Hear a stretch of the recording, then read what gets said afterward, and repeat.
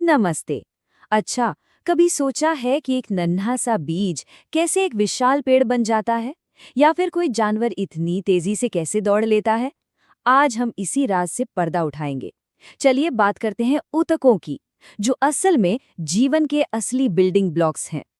जरा सोचिए, एक तरफ एक पेड़ है जो सालों साल एक ही जगह पर खड़ा रहता है, और दूसरी तरफ एक चीता है जो पलक झपकते ही नजरों से ओझल हो जाता है। इन दोनों में भला क्या एक जैसा हो सकता है? सुनने में शायद अजीब लगे, लेकिन जवाब है हाँ, इनमें एक बहुत गहरी समानता है। और वो समानता है ऊतक। ये दोनों ही अपनी अपनी दुनिया के चैंपियन, कोशिकाओं की एक ऑर्गेनाइज्ड टीम से बने हैं, जिसे हम ऊतक या टिश्यू कहते हैं। यही वो धागा है जो जीवन के इन दो बिल्कुल अलग अलग रूपों को एक साथ जोड़ता है। तो आखिर ये ऊतक है क्या? आसान भाषा में समझिए, ये कोशिकाओं की एक स्पेशल टास्क फोर्स है। मतलब इन सभी कोशिकाओं की बनावट, इनका जन्म और इनका मिशन सब कुछ एक जैसा होता है। ये सब मिलकर एक टीम की तरह काम करते हैं ताकि शरीर का कोई बड़ा और जरूरी काम पूरा हो सके। तो आज हम ऊतकों की इसी दुनिया को करीब से समझेंगे। पहले पौधों की दुनिया में चलेंगे, फिर जानवरों की, और आखिर में देखेंगे कि ये सब मिलकर एक पूरा जानदार जिस्म कैसे बनाते हैं।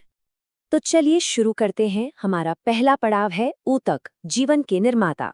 और यहाँ हम सबसे पहले ये समझेंगे कि आखिर एक पौधा एक जानवर से इतना अलग क्यों होता है। देखिए, सारा खेल उनके जीने के तरीके का है। पौधे एक जगह पर स्थिर रहते हैं, उन्हें कहीं भागना दौड़ना नहीं है। इसलिए उनके ज्यादातर ऊतकों का मेन काम है उन्हें एक मजबूत ढांचा देना, उन्हें सहारा देना, और इसमें एनर्जी भी कम लगती है। वहीं दूसरी तरफ जानवर हमेशा चलते फिरते रहते हैं, उन्हें शिकार करना है, खुद को बचाना है, तो उनके ऊतक उन्हें रफ्तार और फुर्ती देने के लिए बने हैं, जिसके लिए जाहिर है बहुत ज्यादा एनर्जी चाहिए। अब जरा पौधों की दुनिया में गोता लगाते हैं। देखते हैं कि इनके ऊतक एक ही जगह टिके रहने वाले जीवन के लिए कैसे एकदम परफेक्ट हैं। पौधों में मोटे तौर पर दो तरह की ऊतक टीमें होती हैं। पहली है विबझोजियोतक ऊतक। ये पौधे के ग्रोथ इंजन है, मतलब ये लगातार डिवाइड होकर पौधे को बड़ा करते हैं। और दूसरी टीम है स्थायी ऊतकों की, जिनका काम है पौधे को मजबूती देना और जरूरी सामान जैसे खाना पानी इधर उधर पहुंचाना। ये जो ग्रोथ वाले ऊतक है ना, ये पौधे के असली ग्रोथ जोन है। जो शिखरस्थ ऊतक हैं वो जड़ों और तनों की नोक पर होते हैं और पौधे को लंबा करते हैं। पार्श्वीय ऊतक साइड में होते हैं और तने को मोटा बनाते हैं। और अंतर्विष्ट ऊतक घास जैसी चीजों में पाए जाते हैं, जिनकी वजह से वो कटने के बाद भी दोबारा उग जाती है। और यहीं पर एक बड़ा इंटरेस्टिंग बदलाव आता है। जब ये बढ़ने वाली कोशिकाएं अपना काम पूरा कर लेती हैं, तो वो एक तरह से अपना रूप बदल लेती हैं।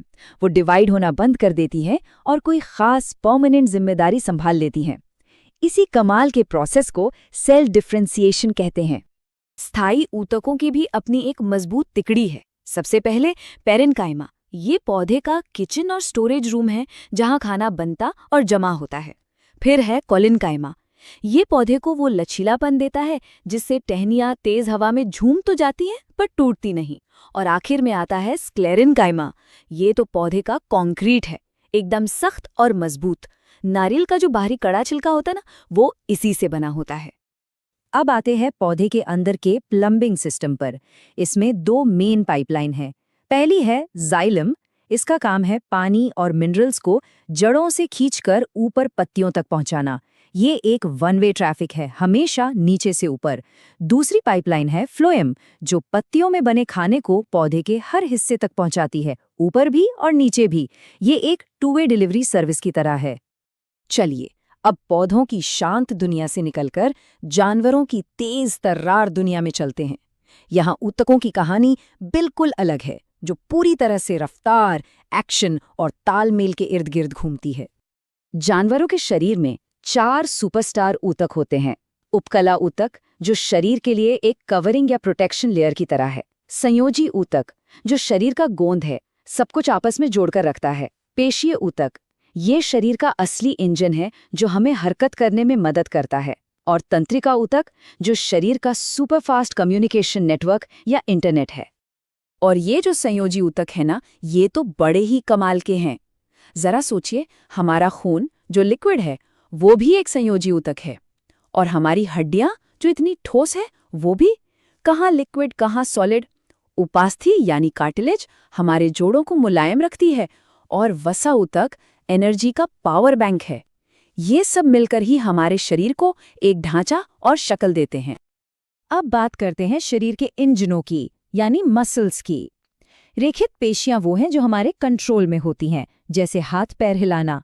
अरेखित पेशियां ऑटोमेटिक मोड पर चलती हैं, जैसे पेट में खाने का पचना। इस पर हमारा कोई कंट्रोल नहीं है। और फिर आती है सबसे खास हृदय पेशी, यानी कार्डियक मसल। ये हमारे दिल में है और बिना रुके बिना थके पूरी जिंदगी धड़कती रहती है।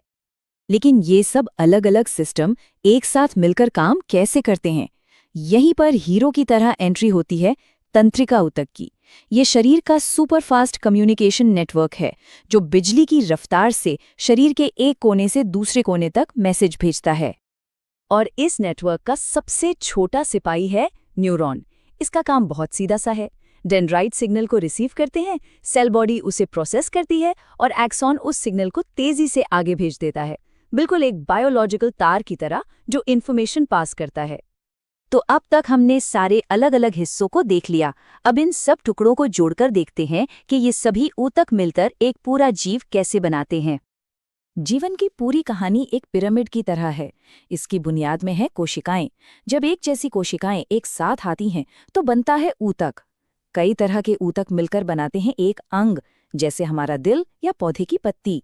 कई अंग मिलकर बनाते हैं एक अंग प्रणाली, और जब सारी प्रणालियां एक साथ काम करती हैं तो बन जाता है एक पूरा जीव। तो आज की पूरी बातचीत का सार क्या है?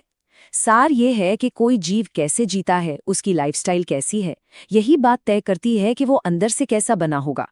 चाहे वो एक जगह खड़ा रहने वाला पेड़ हो या रफ्तार से दौड़ने वाला जानवर, उसकी हर कोशिका, हर ऊतक, सब कुछ इसी एक बात के हिसाब से डिजाइन किया गया है। चलिए इस पूरी बातचीत को एक मजेदार सवाल पर खत्म करते हैं। अगर हमें एक नया जीव बनाने का मौका मिले तो उसे सरवाइव करने के लिए हम उसमें कौन कौन से ऊतकों का कॉम्बिनेशन डालेंगे?